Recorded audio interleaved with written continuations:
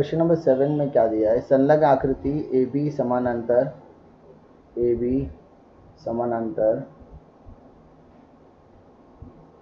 C D समानांतर F B, यानी यहाँ पर 3 रेखा दी और तीनों की तीनों रेखा क्या है? समानांतर है। अब यहाँ पर आप देखोगे बी और एफ दिख रहा है और ए एंड ई दिख रहा है, तो ये 2 रेखा हो जाएगी आपकी तिर्यक रेखा। तो रेखा बी एफ तथा रेखा ए तिर्यक रेखा है। इसीलिए अब क्या कौन सा गुणधर्म आ गया? 3 समांतर रेखा व उनके तिर्यक रेखा गुणधर्म। 3 समांतर रेखा तथा उनके तिर्यक रेखा का गुणधर्म कैसे लगाएंगे? बी एफ है, बी एफ 2 हिस्से में बटा हुआ है। एक हिस्सा हो गया हमारा बी डी, दूसरा हिस्सा हो गया मेरा डी एफ बराबर ए सी बट्टे सी ई। अब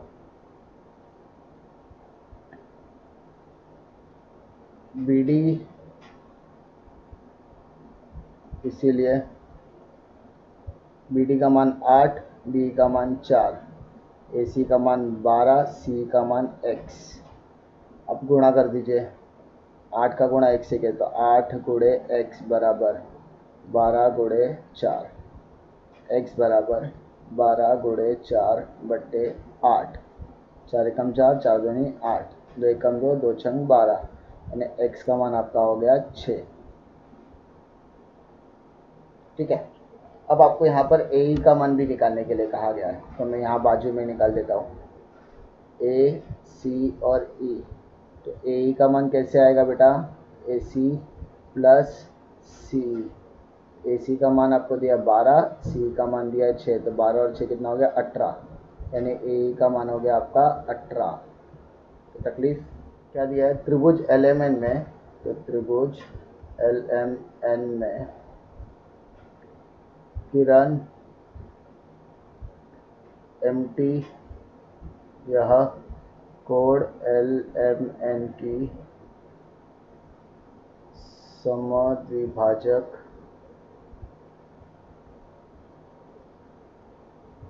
है। ठीक है।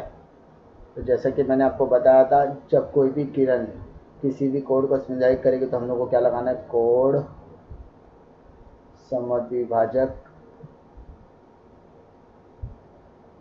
का प्रमेय। क्या लगाना है? कोण समद्विभाजक का प्रमेय। कैसे लगाएंगे देखिए, एल एम बट्टे एम एन, एल एम बट्टे एम एन बराबर, अब एल एन 2 हिस्से में बटा हुआ है, एल टी बट्टे टी एन, एल टी बट्टे टी एन। एल एम का मान 6, एम एन का मान 10, एल टी का मान नहीं दिया गया है, टी एन का मान 8। 6 का गुणा 8 से करो, 6 गुणे 8 बराबर 10 का गुणा एल टी से करो, 10 गुणे एल टी, तो 6 अट्ठे 48 बराबर 10 गुणे एल टी। अब एल टी का बराबर 48 बट्टे 10, तो आपका आंसर क्या आएगा? 4.8 सेंटीमीटर। मीटर कुछ नहीं दिया, इसलिए आप लोग लिखोगे इकाई। तो तकलीफ क्वेश्चन नंबर 9 में त्रिभुज एबीसी कोण, यह रेख बीडी या कोण एबीसी की समद्विभाजक है। तो त्रिभुज एबीसी में रेख बीडी, यह कोण एबीसी की समद्विभाजक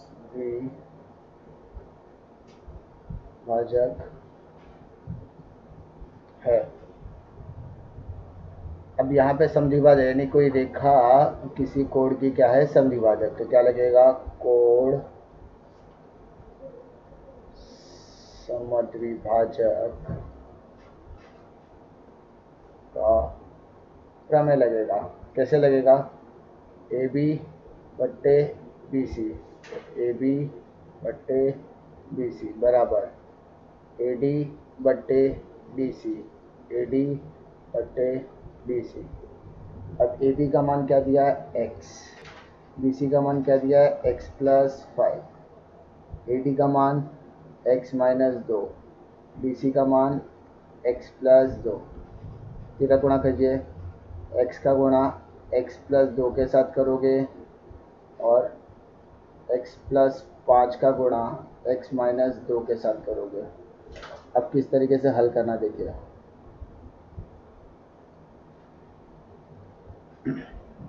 एक्स का गुणा एक्स के साथ होगा एक्स स्क्वायर प्लस, ठीक है, एक्स का गुणा 2 से कीजिए तो क्या हो जाएगा 2x बराबर एक्स का गुणा एक्स के साथ कीजिए एक्स स्क्वायर, एक्स का गुणा माइनस 2 के साथ कीजिए तो माइनस 2x, फिर 5 का गुणा एक्स से कीजिए तो प्लस 5x, प्लस 5 का गुणा माइनस 2 से कीजिए तो माइनस 10।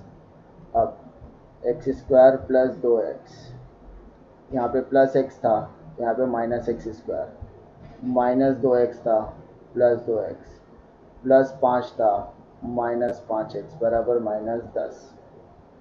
सॉल्व कीजिए, एक्स स्क्वायर से कट जाएगा क्योंकि एक प्लस में है और एक माइनस में। फिर 2 प्लस 2 कितना हो गया 4। अब यहाँ पर क्या है -5, तो 4 में से -5 जाएगा तो बचेगा -1x बराबर -10। माइनस माइनस कैंसिल, इसका अर्थ एक्स का मान कितना आ गया बेटा 10। सेंटीमीटर मीटर कुछ भी नहीं दिया इसलिए लिखोगे इका, ठीक है।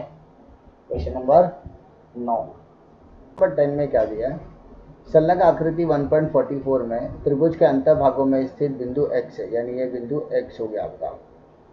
बिंदु x को त्रिभुज के शीर्ष बिंदु से जोड़ा गया है, यानी यहाँ पर d को x से जोड़ा गया है, e को x से जोड़ा गया है और f को भी x से जोड़ा गया है। इसी प्रकार PQ समानांतर D, यानी यहाँ पर देखिए PQ समानांतर D बोला है। अच्छा, मैंने बताया था यहाँ पे समानांतर बोला है, यानी यहाँ पर कौन सा प्रमेय लगेगा, समानुपात का मूलभूत प्रमेय लगेगा। उसके बाद यहाँ पर भी समानांतर बोला है, यानी यहाँ पर भी क्या लगेगा, समानुपात का मूलभूत प्रमेय लगेगा, ठीक है। अब यहाँ पर आपको ये दिया है सिद्ध करने के लिए, तो ये आपको सिद्ध करना है।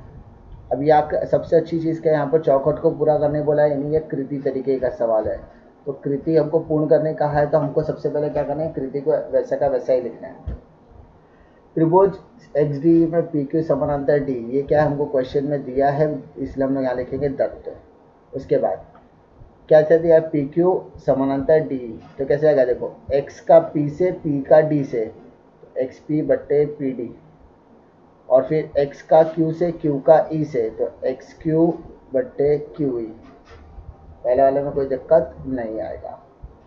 फिर यहाँ पर क्यू समानांतर ई एफ बोला है, तो एक्स क्यू बट्टे क्यू ई, एक्स क्यू बट्टे क्यू ई बराबर एक्स आर बट्टे आर एफ, एक्स आर बट्टे आर एफ। यहाँ पर हमने दत्त लिख दिया और यहाँ पर आ जाएगा समानुपात का मूलभूत प्रमेय, समानुपात का मूलभूत प्रमेय आ गया।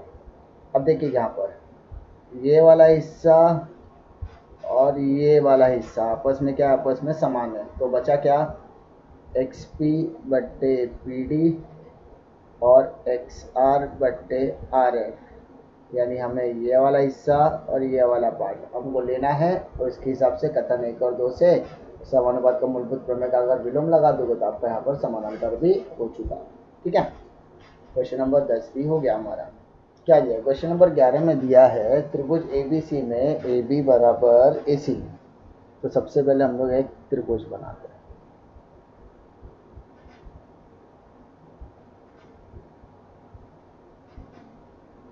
A B और C में AB बराबर AC। कोण B तथा कोण C के समझौते भुजा AC तथा BC को क्रमशः D तथा E बिंदु पर प्रतिच्छेदित करते हैं। कोण B का समुद्विभाजक BD पर और कोण C का समुद्विभाजक ई पर प्रतिच्छेदित करता है। तो सिद्ध कीजिए कि दत्त ईडी, ये ईडी समानांतर है बीसी के। तो सबसे पहले आप लोग क्या करोगे, सबसे पहले आप लोग यहाँ पर दत्त लिखोगे। दत्त में क्या आएगा बेटा, त्रिभुज ए बी सी में ए बी बराबर ए सी, कोण बी तथा कोण सी के समद्विभाजक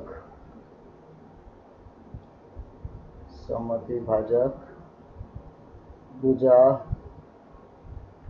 ए सी तथा भुजा बी सी को क्रमशः बिंदु डी तथा ई पर प्रतिच्छेदित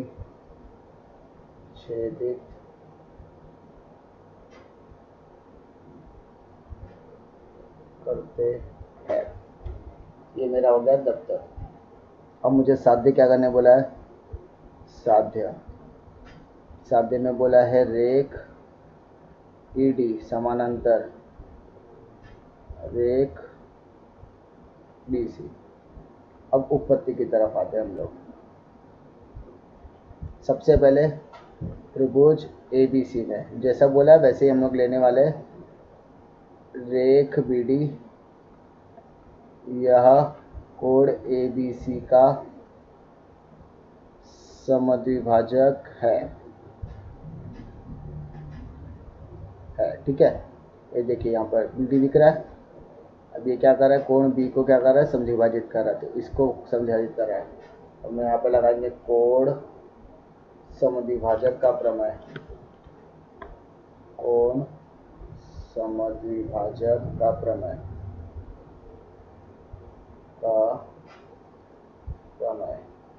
अब कोण समद्विभाजक प्रमेय कैसे लगेगा, देखो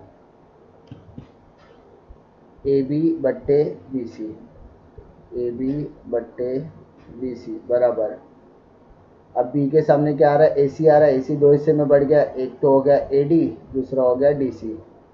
ए डी बट्टे डी सी समीकरण नंबर 1। सेम त्रिभुज ए बी सी में रेख सी ई, यह कोण ए सी बी का समद्विभाजक है, इसीलिए क्या लग जाएगा, कोण समद्विभाजक का प्रमेय। कौन सा प्रमेय, कोण समद्विभाजक का प्रमेय। तो ए सी बट्टे बी सी बराबर, अब कोण सी के सामने क्या आ रहा है, ए ई आ रहा है और ई बी आ रहा है। तो ए ई बट्टे ई बी समीकरण नंबर 2, ठीक है। इसके अलावा क्वेश्चन में मेरे को एक और चीज़ दिया था, ए बी बराबर ए सी, समीकरण नंबर 3 में डाल देता जो मुझे दिया था। अब समीकरण नंबर 1, समीकरण नंबर 2 और समीकरण नंबर 3 से कैसे करेंगे, देखो यहाँ पर आप देख भी सकते हैं।